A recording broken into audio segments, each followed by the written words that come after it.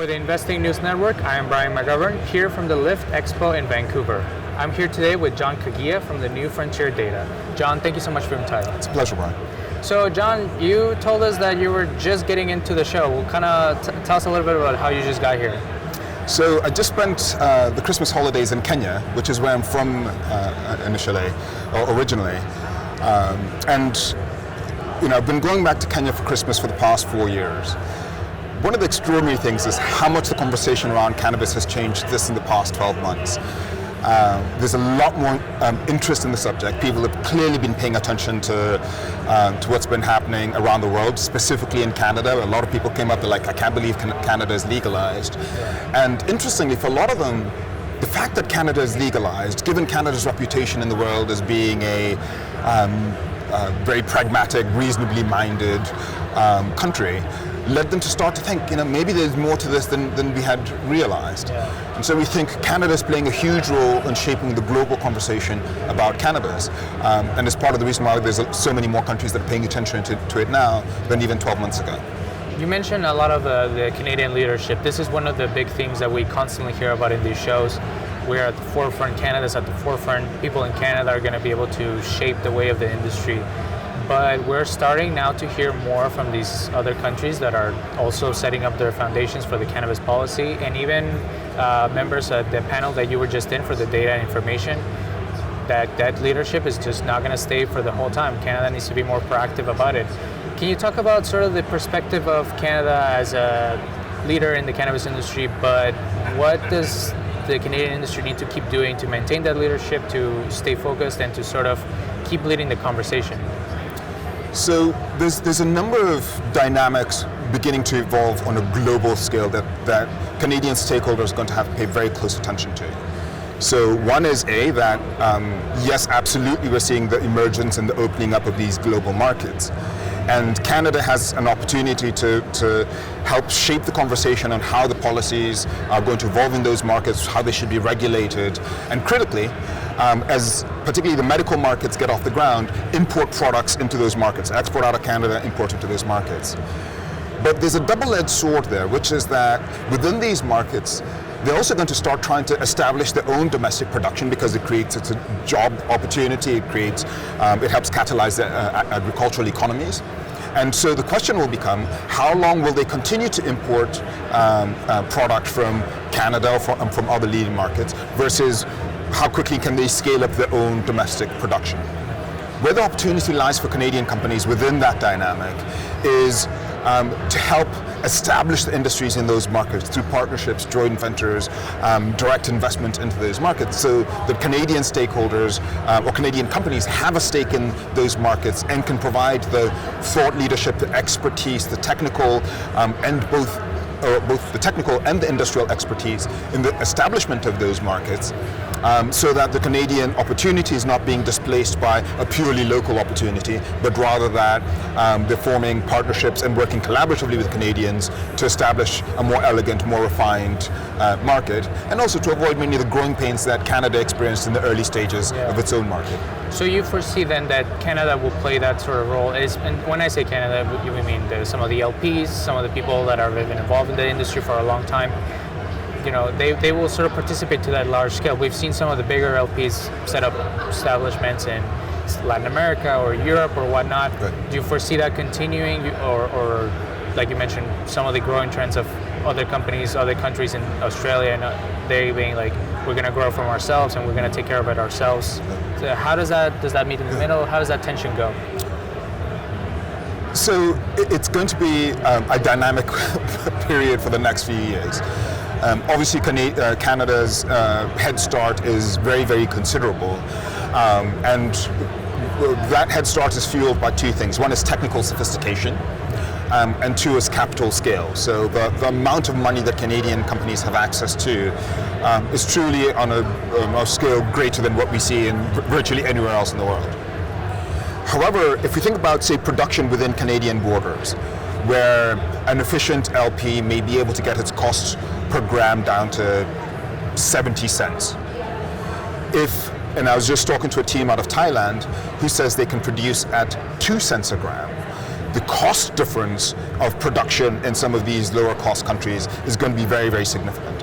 They may not yet be able to match either the scale or quality that is happening in Canada, but with knowledge transfer and establishments of best practices, of good manufacturing practices, they'll eventually get there.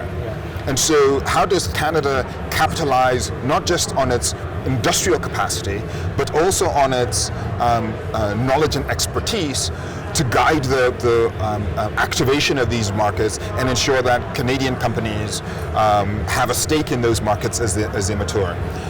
Because ultimately, as we look at, say, the consumer markets in Europe, which are going to be a significant import target, will it make sense 5 years from now to be paying for that 70 cents per gram cost from Canada when the Thais or the Southern Africans, the Latin Americans can come in at a fraction of that? And some of the climates are even better for growing, and Absolutely. This is the sort of thing that we're starting to see from the LPs mentioning. We're setting up in this country, or we're creating a JV in this country because it's just better to grow it there. Right. So John, obviously your role at New Frontier Data involves a lot of data, a lot of information. You're at the forefront of some of the things that are coming up, trends.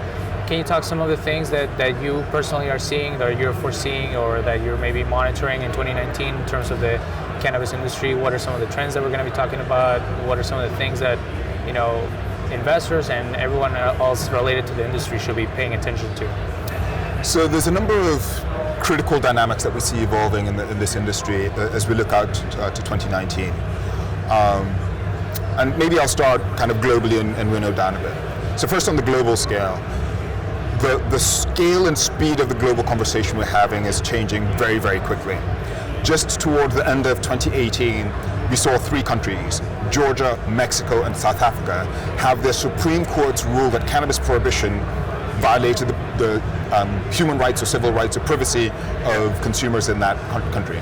The idea that cannabis is now not being legalized just through ballot initiatives or through legislative measures, but now through the courts as well, that's a new dynamic that we hadn't seen before, and we think that momentum is going to continue to build. Second is the evolution of the cannabis consumer. For much of the past century, the cannabis consumer has either been a monolith, you're either a cannabis consumer or you're not, or we've made it a binary, you're either medical or recreational consumer. For the first time, we're starting to see the imperative for much more nuanced understanding of who's consuming cannabis, what they're consuming, why they're consuming, and what's animating the behavior. We recently published our cannabis consumer study in December 2018. And in it, we identified 9 cannabis consumer archetypes that we think are going to give both brands, investors, and broadly speaking, stakeholders in this space a much more nuanced understanding of the spectrum of society that is consuming cannabis and how to better understand why they consume. Third is the science.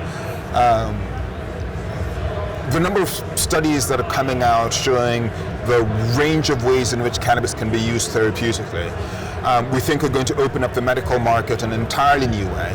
And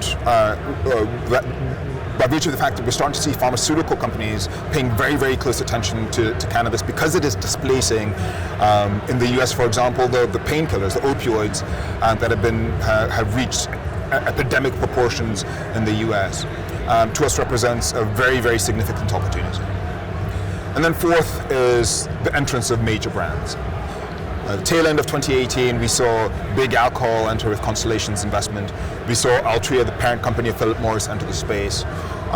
Broadly speaking, all major alcohol companies, the tobacco industry, and many companies within the consumer packaged goods environment are paying very, very close attention to this. And with them, they not only bring huge amounts of capital, but they also bring an enormous amount of brand expertise, marketing expertise, insight into the consumer, and all of that will be catalytic to the future of cannabis. Okay. And as the last thing I'll ask you, you mentioned the brands. This is still something that feels like a debate within the industry. What's really going to make a worthwhile, valuable brand? You know, the cannabis public space gets compared a lot with the tech space and the tech bubble, and a lot of the sort of analysis or sort of reviews are, if you can find the Google, stay with them, and they're gonna, it's out there. So one of these companies, it's out there, but you just gotta find it. What's really gonna make one of these brands pop? Like, what's something that's gonna cause it to put it in that sort of global scale, or does it even have to be that global? You know, CEO of Green Growth Brands has talked in the past about how he sees it as not wanting to go that global brand. He wants it to have neighborhood brands or state brands, that type of thing. Are we going to see the big name of cannabis in the global sense, or are we just going to see smaller in different countries or maybe even different regions? That's a great question, and I think there's a lot more nuance to that question than has been featured in the debate thus far. I think beer might be a good analog, where on a global scale there'll be a handful of major brands that have the capital and expertise to resonate broadly with the global consumer. But then we also expect that there'll be a huge number of successful, ultimately very viable craft producers, craft brands that aren't trying to go global, but are very effectively targeting niche segments within the cannabis environment. And so part of what is going to be imperative in what makes successful brands in this space is understanding which kind of cannabis consumers you're trying to target. The brands that are going to be targeting, say, the aging consumer, the people who are trying to use cannabis to treat pain or improve wellness, is very different from the brands that are targeting 18 to 35-year-old male who are using it as they engage in hiking and other sports activities. Those are two very different type of brands, and both of them can be equally effective in this space. But we would caution that most brands should not try to be all things to all men and women, but rather define your space in the market and be very deeply invested, deeply focused on engagement and securing that position, because this is going to be a phenomenally competitive environment. The competition we're starting to see now is just the tip of the iceberg, and the brands that secure their consumer and target them effectively will be best positioned to succeed in the long run. John, thanks again so much for your time. I really appreciate it. The pleasure is mine, Brian. Thank you for the opportunity. So from the Lift Expo show in Vancouver, I'm Brian McGovern for the Investing News Network.